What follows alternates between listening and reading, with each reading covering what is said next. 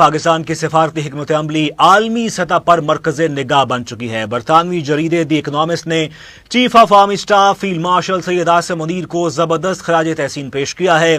बरतानवी जरीदे के मुताबिक field marshal Asim Munir पाक अमरीका ताल्लुकात को नई जहत देने जा रहे हैं। व्हाइट हाउस में साबिक अमरीकी सदर डोनाल्ड ट्रंप से जनरल सैयद आसिम मुनीर की निजी मुलाकात को सिफारती तब्दीली का आगाज करार दिया गया है। रिपोर्ट के मुताबिक पाकिस्तान की सिफारती जो इक़दाम हैं उसके बायस अमरीका ने सिर्फ 19% टैरिफ आयद किया है, जबकि भारत पर जो है वो पाकिस्तान से ज्यादा टैरिफ आयद किया गया है। अमरीका पाकिस्तान को बख्तर बंद गाड़ियां, नाइट विजन आलात और इंसदाद दहशतगर्दी के शोबे में ताउन की बहाली पर गौर कर रहा है। मजीद लिखा गया है कि फील्ड मार्शल सैयद आसिम मुनीर की क़यादत में पाकिस्तान एक नए सिफारती दौर में दाखिल हो चुका है। आलमी सफारतकार और सरमायाकार बराह रास्त फील्ड मार्शल से राबते में हैं।